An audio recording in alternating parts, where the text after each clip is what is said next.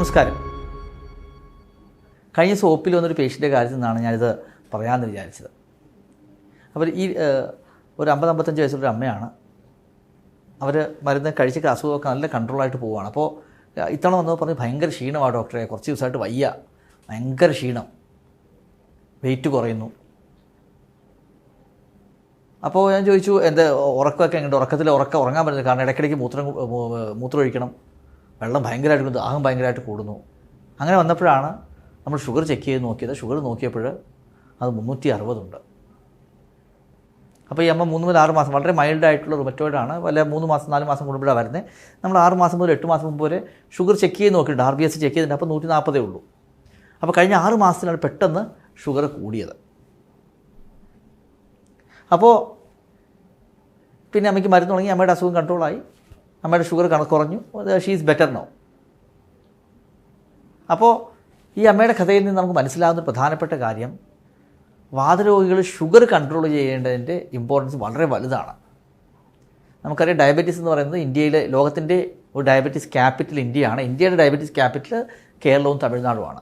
അപ്പോൾ എന്തുകൊണ്ടാണ് വാതരോഗികൾ ഷുഗർ കൃത്യമായിട്ട് കൺട്രോൾ ചെയ്ത് വെക്കേണ്ടത്? അതിനെക്കുറിച്ച് പറയാം.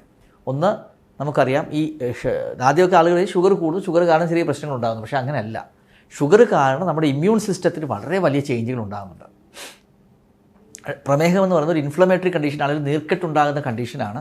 നമ്മുടെ ബ്ലഡിൽ നീർക്കെട്ട് കൂടും. നീർക്കെട്ട് കൂടുമ്പോൾ നമ്മുടെ ഇമ്മ്യൂൺ സെൽസ്, അത് ന്യൂട്രോഫിൽസ് ആയാലും T സെൽസ്, B സെൽസ് തുടങ്ങിയ കോശങ്ങൾ, പ്രതിരോധ ശക്തി ഉണ്ടാക്കുന്ന കോശങ്ങളുടെ പ്രവർത്തനത്തെ അത് പ്രതികൂലമായിട്ട് ബാധിക്കുന്നു.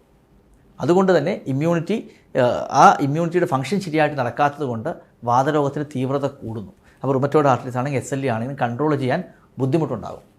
അതുകൂടാതെ നമുക്കറിയാം, നമ്മൾ പലപ്പോഴും റുമറ്റോയിഡിലും ലൂപ്പസിലും ഒക്കെ ഇമ്മ്യൂണോ സപ്രസീവ് മരുന്നുകളാണ് കഴിക്കുന്നത്. അപ്പോൾ ഇമ്മ്യൂണോ സപ്രസീവ് മരുന്നുകൾ കഴിക്കുമ്പോൾ ഉണ്ടാകുന്ന പ്രശ്നം എന്താണ്? നമ്മുടെ ഇമ്മ്യൂണിറ്റി കുറച്ച് കുറയും. അതിൻ്റെ മുകളിൽ ഡയബറ്റീസ് ഉണ്ടാകുമ്പോൾ എന്ത് പറ്റും? ഇൻഫെക്ഷൻ റിസ്ക് കൂടും. അപ്പോൾ ഒരു സൈഡിൽ നമ്മുടെ അസുഖം കൺട്രോൾ ചെയ്യാൻ ബുദ്ധിമുട്ടുന്നു. അങ്ങനെ കൺട്രോൾ ചെയ്യാൻ ബുദ്ധിമുട്ട് നമ്മൾ ഗുളികയുടെ ഡോസ് കൂട്ടേണ്ടി വരും. ഡോസ് കൂട്ടുമ്പോൾ എന്ത് പറ്റും? ഇമ്മ്യൂൺ സിസ്റ്റം ഓൾറെഡി തകർന്ന് കിടക്കുവാണ്, ഇവർക്ക് ശരിയായിട്ട് ഫംഗ്ഷൻ ചെയ്യുന്നില്ല. അപ്പോൾ ഇൻഫെക്ഷൻ റിസ്ക് കൂടും. അപ്പം ഷുഗർ കൺട്രോൾ ചെയ്തില്ലെങ്കിൽ, ഒന്ന്, അസുഖം തീവ്രമാകും, 2, ഈ ഇൻഫെക്ഷൻ കൂടാനുള്ള റിസ്ക് കൂടുകയും ചെയ്യും. അപ്പോൾ ഈ 2 സൈഡിലും ഒരു വലിയ പ്രശ്നം നിൽക്കുന്നു. പിന്നെ ഇതിന് മുമ്പത്തെ വീഡിയോയിലൊക്കെ നമ്മൾ പറഞ്ഞതാണ്, ഈ റുമറ്റോയിഡ് ആർത്രൈറ്റിസ് ഉള്ളവർക്കും SLE ഉള്ളവർക്കും ഹാർട്ട് അറ്റാക്കിൻ്റെ റിസ്ക് കൂടുതലാണ്. അതിൻ്റെ കൂടെ ഡയബറ്റീസ് കൂടി വന്നു കഴിയുമ്പോൾ ആ റിസ്ക് വളരെയധികം കൂടുന്നു.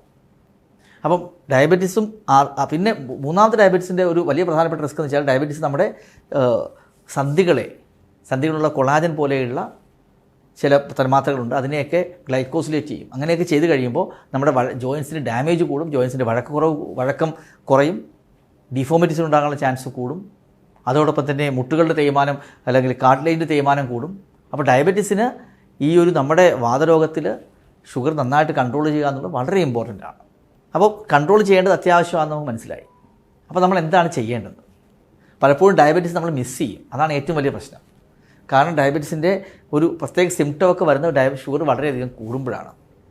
അത് വെയിറ്റ് ലോസ് വരിക, വിശപ്പ് ക്ഷീണം ഉണ്ടാകുക, അല്ലെങ്കിൽ പലപ്പോഴും യൂറിൻ ഭയങ്കരമായിട്ട് പാസ് ചെയ്യുക, അങ്ങനെയുള്ള പ്രശ്നങ്ങളൊക്കെ വരുന്നത് എന്തുകൊണ്ടാണ്? വളരെ ലേറ്റ് സ്റ്റേജിലാണ്. ഏർലി സ്റ്റേജിൽ പലപ്പോഴും എസിംറ്റമാറ്റിക് ആയിരിക്കും. അപ്പോൾ ഇത് നമ്മൾ ചെയ്യേണ്ടത് കൃത്യമായ ഇടവേളകളിൽ ടെസ്റ്റ് ചെയ്യുക. ഒരു മെത്തേഡ് നമ്മുടെ ഷുഗർ നോക്കുക എന്നുള്ളത് RBS പോലെയുള്ള ഫാസ്റ്റിങ്ങും PPBS, ആഹാരത്തിന് മുമ്പ് ആഹാരത്തിന് ശേഷവും ഷുഗർ നോക്കുക എന്നുള്ളതാണ്. പലപ്പോഴും അത് പ്രാക്ടിക്കലി നടക്കാറില്ല. അല്ലെങ്കിൽ ചിലപ്പോൾ ഒരു ദിവസത്തിൻ്റെ ആ ദിവസം തലേന്ന് ഫുഡ് കഴിച്ചതനുസരിച്ച് അതിൽ വേരിയേഷൻ വരാം. അതുകൊണ്ടാണ് എപ്പോഴും നമ്മൾ HbA1c എന്നൊരു ടെസ്റ്റ് ഉണ്ട്, നിങ്ങളെല്ലാം കേട്ട് കാണും പലപ്പോഴും. HbA1c അതായത് അതൊരു ഗ്ലൈക്കോസിലേറ്റഡ് ഹീമോഗ്ലോബിൻ എന്ന് പറയും. അത് കഴിഞ്ഞ 2 മുതൽ 3 മാസത്തെ ഷുഗറിൻ്റെ ആവറേജ് അളവ് നമുക്ക് തരും. ഒരു മീൻ എത്രയുണ്ടായിരുന്നു, അതിനേക്കാളും അഡ്വാൻസ് ടെസ്റ്റുകളൊക്കെ ഉണ്ട്. പക്ഷേ കോമൺ ആയിട്ട് ആൾക്കാർക്ക് സ്ക്രീനിങ് ചെയ്യാവുന്ന എളുപ്പത്തിൽ ചെയ്യാവുന്ന ഒരു ടെസ്റ്റാണ് HbA1c. HbA1cയുടെ ഒരു ലെവൽ നോക്കുമ്പോൾ അത് 6 താഴെയാണെങ്കിൽ വളരെ നല്ലതാണ്. 7 മുകളിലാണ് ഡയബറ്റീസ് ആണ്. 6.5 7 മുകളിലാണെങ്കിൽ ഡയബറ്റീസ് ഉണ്ടെന്ന് ഏകദേശം നമുക്ക് ഉറപ്പിക്കാൻ സാധിക്കും. 6-നും 6.5 7 ഇടയ്ക്കുള്ള ആളുകൾ, 6-നും 7 ഇടയ്ക്കുള്ള ആളുകളാണ് പ്രീ ഡയബറ്റീസ് എന്ന് പറയും. അപ്പോൾ പലതരത്തിലുള്ള കട്ട് ഓഫ് ഉണ്ട്. ജനറലി 6-ഉം 7-ഉമാണ് ഓർക്കാൻ എളുപ്പം, അതുകൊണ്ടാണ് ഞാനത് പറഞ്ഞത്. അപ്പോൾ 6 താഴെയാണ് വളരെ നല്ലത്. 6-നും 7 ഇടയ്ക്കുണ്ടെങ്കിൽ പ്രീ ഡയബറ്റീസ്, 7 മുകളിലാണെങ്കിൽ ഡെഫിനറ്റ്ലി ഡയബറ്റീസ് ഉണ്ട്. ചില ഇതിൽ 6.5 മുകളിലുണ്ടെങ്കിൽ ഡയബറ്റീസ് എന്ന് വിളിക്കാം. അപ്പോൾ നിങ്ങൾക്ക് ഓർക്കാൻ, <6 normal, more than 7 definite diabetes. 6-നും 7-നും ഇടയ്ക്കുണ്ട് നമ്മൾ ശ്രദ്ധിക്കേണ്ട സമയമാണ്. അപ്പോൾ ഷുഗർ ഇപ്പോൾ ഫോർ എക്സാമ്പിൾ ലെസ് ദാൻ 6 ആണെങ്കിൽ 1 വർഷം കഴിഞ്ഞ് ചെയ്താൽ മതി. അതേസമയം 6.5 ആയിട്ട് നിൽക്കുകയാണെങ്കിൽ 6 മാസം കഴിഞ്ഞ് ഒന്ന് റിപ്പീറ്റ് ചെയ്ത് നോക്കുക. ആ സമയത്ത് നമ്മൾ എന്ത് ചെയ്യണം? നമുക്കറിയാം പ്രീ ഡയബറ്റീസ് ആണ്, നമുക്ക് അസുഖം വരാനുള്ള ചാൻസ്, ഇപ്പോൾ ഷുഗർ ഡയബറ്റീസ് ഉണ്ടാകാനുള്ള സാധ്യത വളരെ കൂടുതലാണ്. അതുകൊണ്ട് നമ്മൾ ഫുഡ് കൺട്രോൾ ചെയ്യുക, അല്ലെങ്കിൽ കൃത്യമായിട്ട് നടക്കുക, ഒരു 3/4 മണിക്കൂർ നടക്കുക. അങ്ങനെ ചെയ്ത് കഴിഞ്ഞാൽ ഡെഫിനറ്റ്ലി ഈ HbA1c, അതുപോലെ വെയിറ്റ് ലോസ് ചെയ്യുക, കാർബോഹൈഡ്രേറ്റ് ഫുഡിൽ കുറയ്ക്കുക, പ്രോട്ടീൻ കൂട്ടുക, അങ്ങനെയൊക്കെ ചെയ്ത് കഴിഞ്ഞാൽ ഡെഫിനറ്റ്ലി ഈ പ്രീ ഡയബറ്റീസ് നമുക്ക് റിവേഴ്സ് ചെയ്യാനും ഡയബറ്റീസ് ഇല്ലാതാക്കാനും സാധിക്കും. അതേസമയം 7 മുകളിൽ കൺസിസ്റ്റൻ്റ് ആയിട്ട് നിൽക്കുന്നു, നമ്മൾ 7 മുകളിലാണെങ്കിൽ 7.1 7.2 ആണെങ്കിൽ മരുന്ന് തുടങ്ങിയില്ലെങ്കിലും അഗ്രസീവായിട്ട് നമ്മൾ നമ്മുടെ ഒരു ഫുഡ് കൺട്രോൾ ചെയ്ത് എക്സസൈസ് ഒക്കെ ചെയ്ത് പോവുകയാണെങ്കിൽ ചിലപ്പോൾ അത് ഡയബറ്റീസ് നമുക്ക് റിവേഴ്സ് ചെയ്യാൻ സാധിക്കും. പക്ഷേ പലപ്പോഴും 7 മുകളിലുള്ളവർക്ക് മരുന്ന് കഴിക്കേണ്ടി വരാനുള്ള സാധ്യത കൂടുതലാണ്. കാരണം കഴിക്കേണ്ടി വരുന്നതിൻ്റെ ആവശ്യകതയെക്കുറിച്ച് ഞാൻ നേരത്തെ പറഞ്ഞു. നമ്മുടെ HbA1c 7 മുകളിലാണെങ്കിൽ നമ്മുടെ അസുഖം കൺട്രോൾ ആകില്ലെന്ന് മാത്രമല്ല, ഇൻഫെക്ഷൻ വരാനുള്ള റിസ്ക് വരുന്നു, മാത്രമല്ല അസുഖം കൊണ്ടുള്ള തീവ്രത കൂടുന്നു, അതോടൊപ്പം തന്നെ ഈ ഹാർട്ട് അറ്റാക്കിൻ്റെ റിസ്ക്കും നന്നായിട്ട് കൂടുന്നുണ്ട്. അതുകൊണ്ട് എപ്പോഴും 6 മാസത്തിലല്ലേ 1 വർഷത്തിൽ എപ്പോഴും HbA1c നമ്മൾ ചെയ്യണം.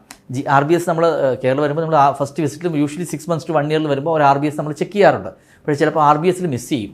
അതുകൊണ്ട് എപ്പോഴും നമ്മളതിനെ പോളിസി ഒരു മാറ്റം വരുത്തി നമ്മൾ 1 വർഷത്തിൽ ഒരിക്കൽ ഒരു HbA1c ചെയ്യുന്നത് നല്ലതാണ്. എസ്പെഷ്യലി നിങ്ങളുടെ ഫാമിലി ഹിസ്റ്ററി ഓഫ് ഡയബറ്റീസ് ഉണ്ട്, അല്ലെങ്കിൽ നിങ്ങൾക്ക് കുറച്ച് വണ്ണം കൂടുതലാണ്, അങ്ങനെയുള്ളവർക്കൊക്കെ HbA1c ഉറപ്പായിട്ടും വർഷത്തിൽ ഒരിക്കൽ ചെയ്ത് കഴിഞ്ഞാൽ നമുക്ക് ഡയബറ്റീസ് ഉണ്ടെങ്കിൽ നമുക്കതനുസരിച്ച് ആക്ഷൻ എടുക്കാൻ സാധിക്കും. ഈ ഡയബറ്റീസ് കൺട്രോൾ ചെയ്യുന്നതിൻ്റെ ബെനിഫിറ്റ് എന്താണ്? മെനി ഫോൾഡാണ്. ഒന്ന്, അസുഖം പെട്ടെന്ന് കൺട്രോൾ ചെയ്യാൻ നമ്മുടെ റുമറ്റോയ്ഡ് ആർത്രൈറ്റിസ്, ലൂപ്പസ് ഒക്കെ ഏത് ഓട്ടോ ഇമ്മ്യൂൺ ഡിസീസ് ഉണ്ടെങ്കിലും നല്ല രീതിയിൽ കൺട്രോൾ ആകുന്നത് മാത്രമല്ല, അപ്പോൾ ഗുളികയുടെ അളവ് കുറയ്ക്കാൻ സാധിക്കും, മാത്രമല്ല ഇൻഫെക്ഷൻ വരാനുള്ള റിസ്ക് കുറയും, മാത്രമല്ല ഹാർട്ട് അറ്റാക്കിൻ്റെ റിസ്ക്കും കുറയും. അങ്ങനെ ഡയബറ്റീസ് കൺട്രോൾ ചെയ്യുന്നതിൻ്റെ അഡ്വാൻറ്റേജ് അല്ലെങ്കിൽ ബെനിഫിറ്റ് വാതരോഗികൾക്ക് പലതരത്തിലാണ്.